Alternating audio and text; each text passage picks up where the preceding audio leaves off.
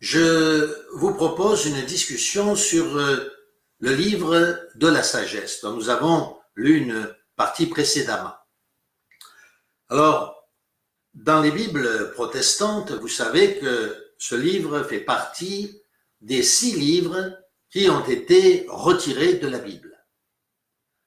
Ces livres, qui datent bien sûr d'avant Jésus-Christ, qui faisaient partie du canon de la Bible, jusqu'en 1860, ont été retirés donc en cette année 1860 des Bibles protestantes.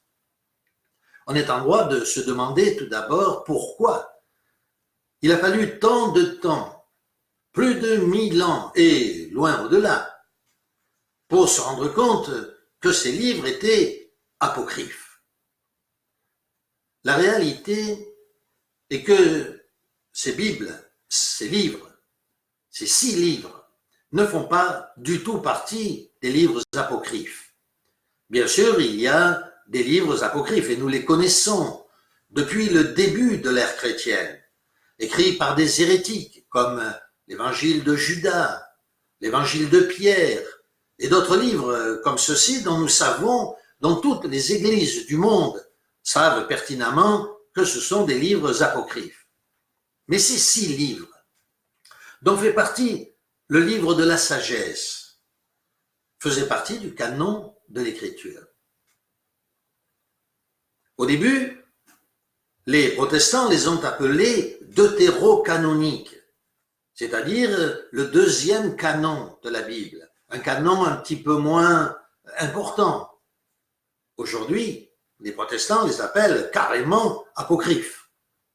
Est-ce normal? Nous allons voir, à travers l'examen de quelques passages de ce livre, à quel point ces livres sont bénéfiques pour le chrétien qui les étudie. Loin d'être apocryphes, ce sont des livres de sagesse et de connaissance. Certains d'entre eux, s'ils n'ont pas été lus, interdisent même la compréhension du livre de Daniel. Par exemple, sur la venue de l'Antéchrist dont parle le Seigneur Jésus-Christ. C'est ainsi que chacun interprète le livre de Daniel à sa façon, alors que s'ils avaient lu ces livres inspirés, ils ne donneraient pas une interprétation équivoque, mais la réalité. Il est intéressant de noter aussi que les protestants sont minoritaires dans le monde. Ils ne représentent pas plus de 3 à 4% des chrétiens du monde. La majorité étant anglicane, catholique, bien entendu, romain, anglicane et orthodoxe. Ces églises-là possèdent ces livres dits deutérocanoniques, voire apocryphes par les protestants. Pourquoi cela? Nous allons examiner donc tous ces points aujourd'hui. Encore un détail, qui n'est pas un détail, loin de là. Nous savons que dans l'Écriture sainte, les livres, les nombres ont une importance symbolique. Le chiffre 7, par exemple, étant le chiffre de la perfection. Le chiffre 6 étant le symbole de l'imperfection. Nous savons tout cela, n'est-ce pas? Alors, le canon authentique de l'Écriture sainte comprend 72 livres. 72. Les protestants en ont donc retiré 6 pour arriver au chiffre 666. Je reprends ma pensée. 72 livres, ils en ont retiré 6 pour arriver au chiffre de 66. Surprenant, n'est-ce pas? Nos Bibles, une bonne Bible, contient 72 livres. 72 livres inspirés par Dieu. Le canon de l'Écriture sainte. Alors, je vous le disais, nous allons examiner donc ce livre en détail pour savoir s'il est authentique ou non. Certains, vous le verrez peut-être sur Internet, prétendent que le livre de la sagesse n'est pas de Salomon. Et si vous lisez ce livre, vous verrez qu'il est textuellement écrit que c'est Salomon qui l'a écrit. Quelqu'un qui écrit avec une telle sagesse ne peut pas mentir. Il dit la vérité. On ne peut être à la fois saint et prôner des paroles de sainteté et mentir dans le même texte. On nous dit aussi que ce livre aurait été écrit en l'an -50 ou voire en l'an -30. Mais comment cela serait-il possible puisque ce livre a été découvert dans les manuscrits de la Mer Morte et qu'il fait partie du canon de la Septante, c'est-à-dire la Bible d'Alexandrie, la Bible qu'étudiaient les apôtres et qu'utilisait Jésus-Christ et ses apôtres, et qui a été découvert en 1948, dont la datation nous dit qu'il daterait de plus de 300 avant Jésus-Christ. Passons tout de suite à l'examen de ce livre. Prenons le premier texte tiré de Sagesse, chapitre 1, verset 10, où il est écrit « Car l'oreille du Dieu jaloux entend toutes choses, et le tumulte des murmures ne lui est pas caché. » Il est surprenant de voir que l'apôtre Matthieu reprend ce texte, c'est Jésus lui-même qui reprend ce texte dans l'évangile de Matthieu, au chapitre 10, verset 26, où il est écrit « Ne les craignez donc pas, car il n'y a rien de caché qui ne doive être découvert, ni de secret qui ne doivent être connus. » Le prochain verset, Sagesse, chapitre 1, verset 11, nous dit « Préservez, votre langue de toute médisance, car pas une parole secrète ne sera perdue. » Et à nouveau, Jésus écrit « Au jour du jugement, les hommes rendront compte de toute parole vaine qu'ils auront proférée. Car par tes paroles, tu seras justifié, et par tes paroles, tu seras condamné. » Vous noterez tout au long de cette discussion que, bien entendu, ce n'est pas le livre de Matthieu qui a été écrit en premier, mais bien le livre de la sagesse. Et que s'il y a reprise des paroles, elles sont faites par le Nouveau Testament et non pas par l'Ancien Testament. Passons à un autre texte, chapitre 2. Alors, je le rappelle, ou je le précise, nous n'avons marqué que quelques-uns des versets, car le temps nous est compté, bien entendu.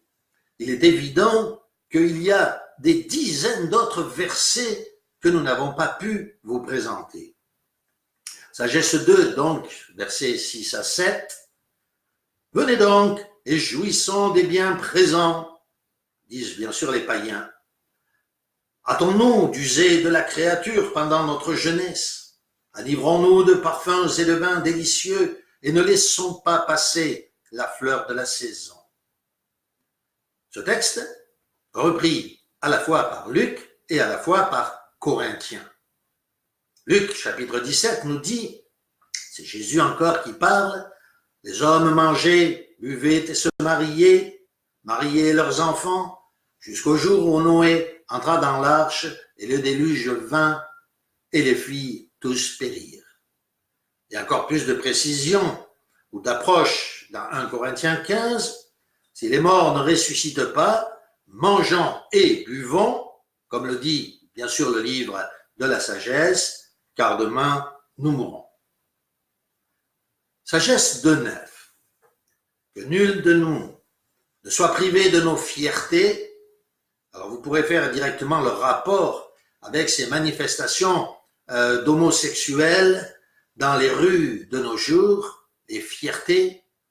Et bien sûr, là, il s'agit d'un mot discret pour parler de leur sexualité, n'est-ce pas? Donc, que nul de nous ne soit privé de nos fiertés. Laissons partout des signes de nos joies, car c'est là notre partage, c'est notre sort. Et Philippiens, reprend le texte en disant leur fin sera leur perdition. Ils ont pour Dieu leur ventre au sens sexuel d'abord. Ils mettent leur gloire dans ce qu'il fait leur honte. Ils ne pensent qu'aux choses de la terre. Sagesse 3, verset 7. Et au temps de sa visite, est-il écrit, ils brilleront. Et 1 Pierre nous dit, au chapitre 2, ayez au milieu des païens une bonne conduite, afin qu'ils glorifient Dieu au jour où il les visitera. Sagesse 2, 24 à 25. Mais la mort est entrée dans le monde par la convoitise du démon, et ceux qui sont de son parti sont ses imitateurs. Ici, nous avons deux aspects, comment la mort est entrée dans le monde et ceux qui sont les imitateurs du diable, donc ceux qui sont donc les imitateurs du diable. Donc dans Romains au chapitre 5, l'apôtre Paul nous dit, par un seul homme le péché est entré dans le monde, et par le péché la mort. Et 1 Corinthiens, l'apôtre Paul toujours nous dit, soyez mes imitateurs. D'un côté, certains sont les imitateurs du diable, de l'autre, les imitateurs de Paul ou de Christ. Soyez mes imitateurs, dit Paul, comme je le suis moi-même de Christ. Sagesse 3. Heureuse la femme stérile. Elle aura sa récompense le jour de la visite des âmes. Et Galates nous dit, car il est écrit, réjouis-toi stérile, toi qui n'enfantes pas. Éclate et pousse des cris de joie, toi qui n'as pas éprouvé les douleurs de l'enfantement. Car les enfants de la délaissée seront plus nombreux que les enfants de celle qui était mariée.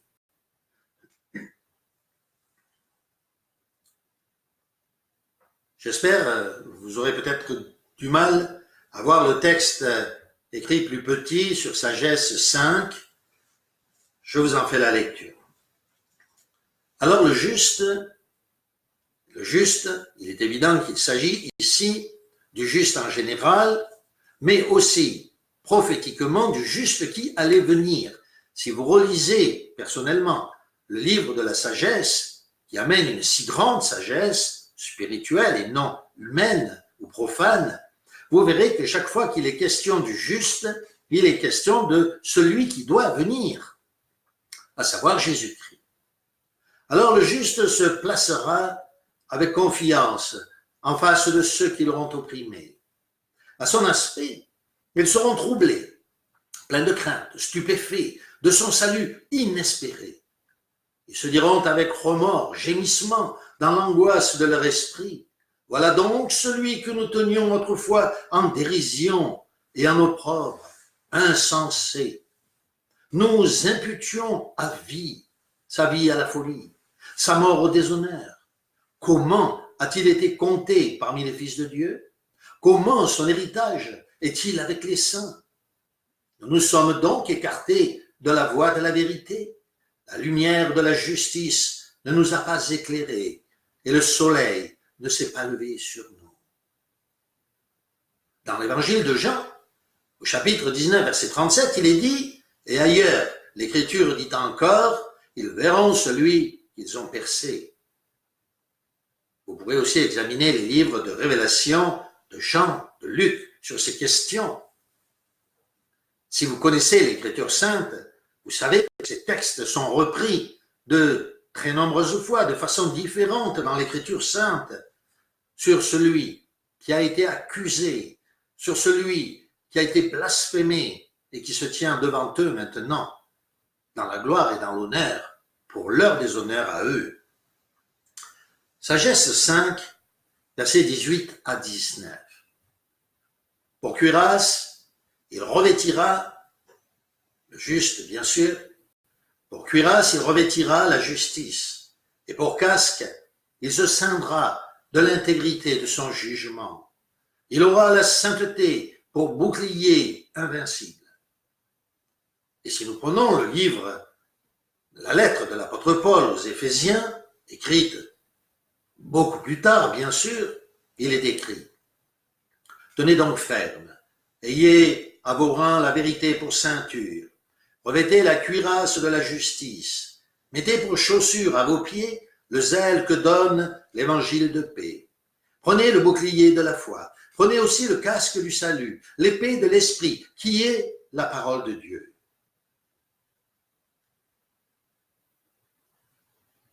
Sagesse 5. La grêle tombera avec violence, telle une pluie de pierres. Les eaux de la mer tourneront contre eux leur fureur, et les fleuves déborderont en courroux. Contre eux se tiendra l'esprit de vertu, et il les fanera comme un tourbillon. Et l'iniquité fera de la terre une solitude, et la méchanceté renversera le trône des puissants. Comparons avec Révélation. Une grosse grêle, dont les grêlons pesaient un talent, tomba du ciel sur les hommes, et les hommes blasphémèrent Dieu à cause du fléau de la grêle.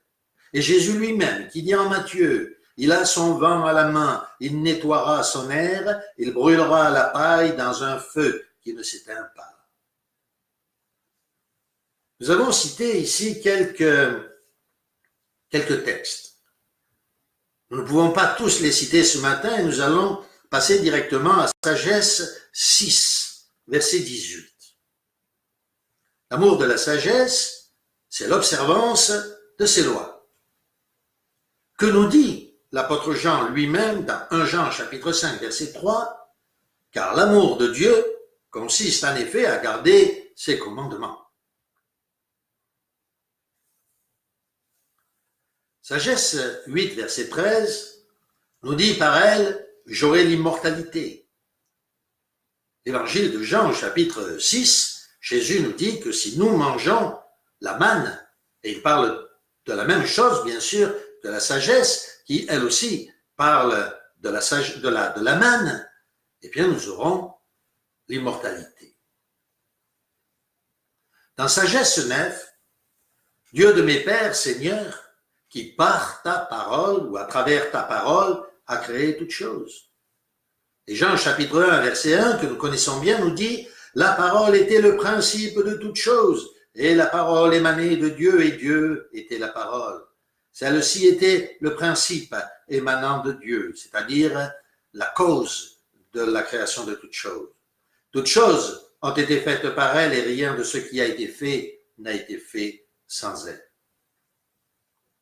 Sagesse 9. Tu m'as dit de bâtir un temple sur ta montagne sainte et un autel dans la cité de ton temple, image du saint temple que dès le commencement tu as préparé. Encore une fois, vous notez ici que le livre de la sagesse, Salomon, qui a construit ce temple magnifique, nous dit que ce temple n'est que le temple ou que l'image du temple spirituel plus grand que Dieu a décidé de créer. Comment d'abord pouvait-il savoir cela? Dans Jean au chapitre 2, verset 19, Jésus leur répondit: « Détruisez ce temple et en 3 jours, je le révélerai. »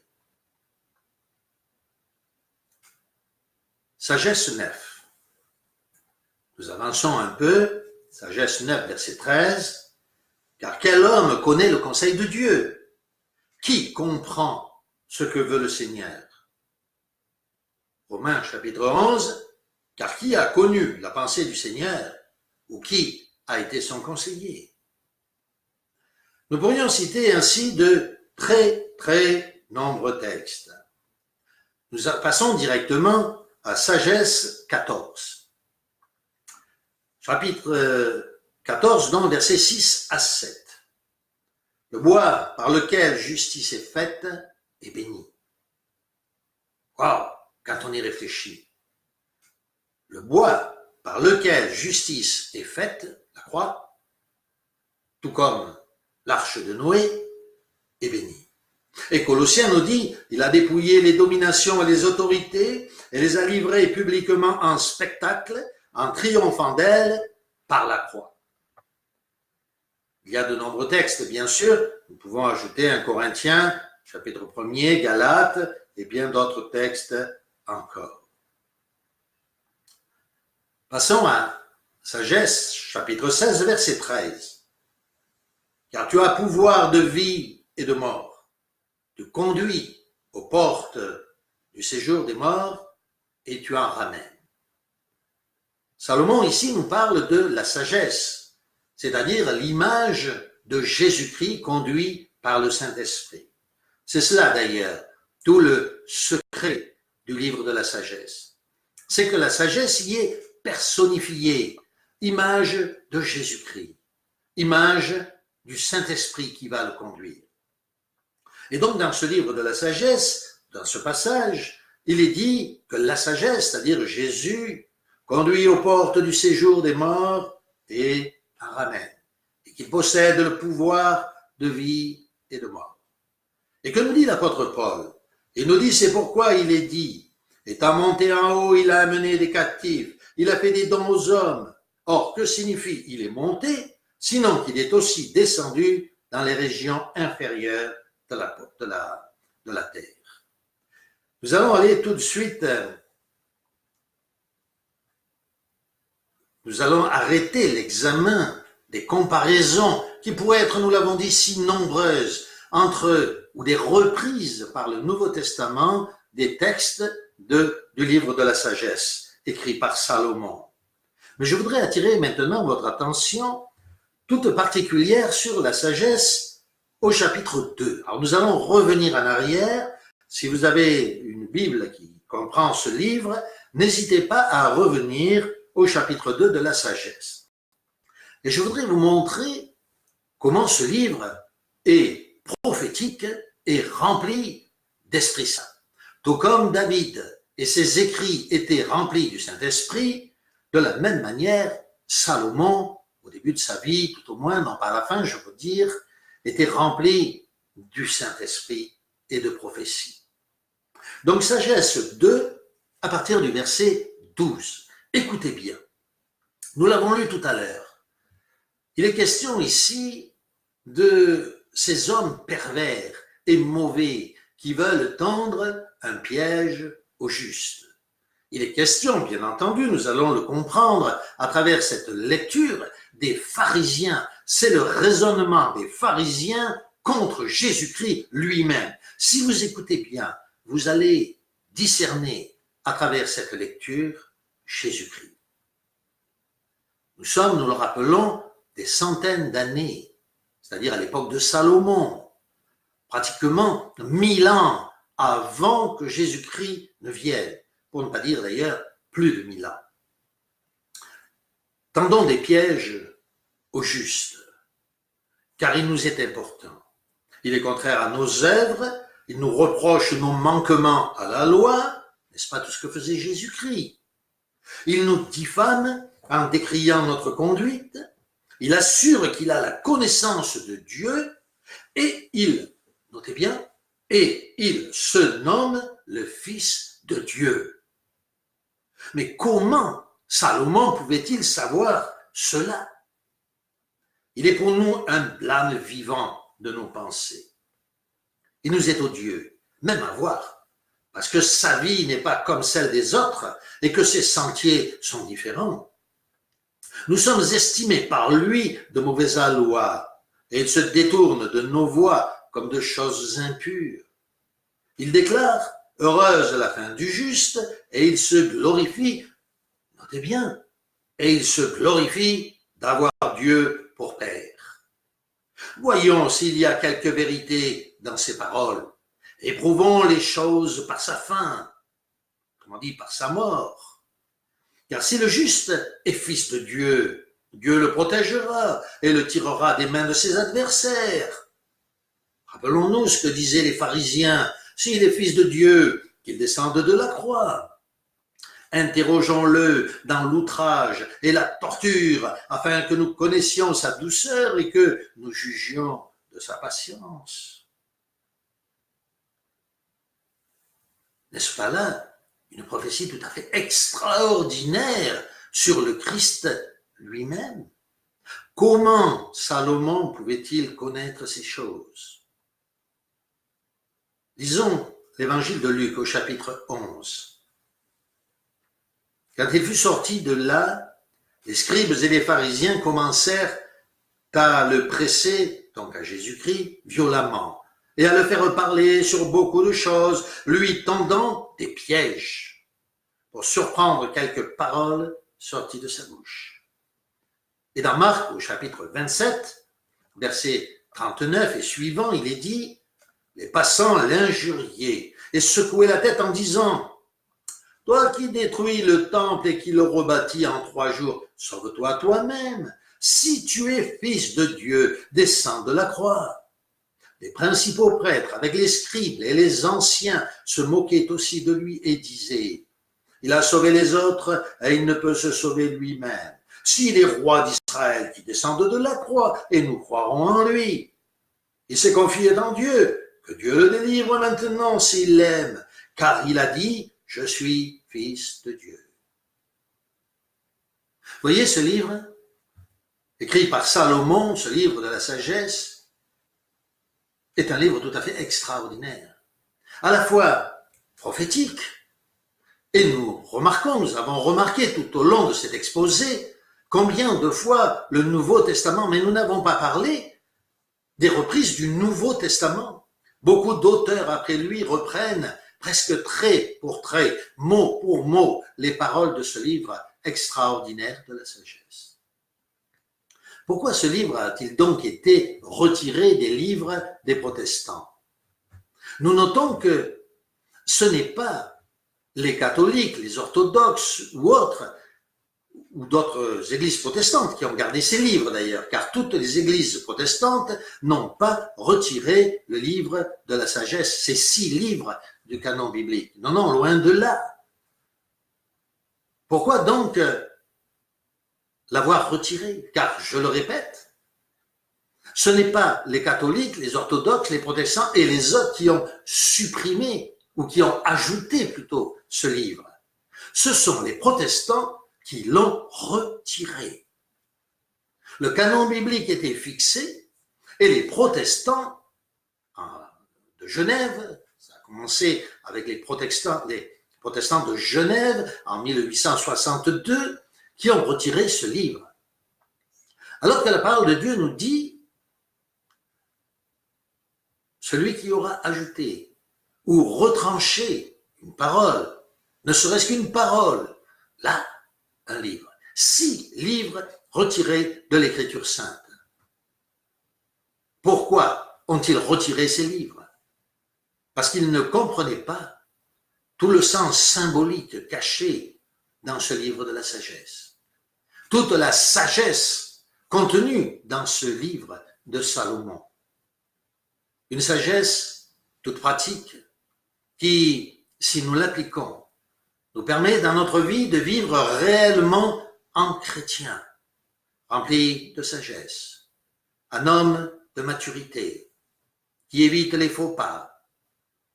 Nous vous suggérons ardemment, devant Dieu, de lire par vous-même ce livre de la sagesse. Et non seulement celui-là, mais les 6 livres qui ont été retirés par les protestants. Et si vous priez, le Saint-Esprit vous montrera toute la beauté et la grandeur de ces livres qui ont été retirés de la Bible. Que Dieu vous bénisse. Amen.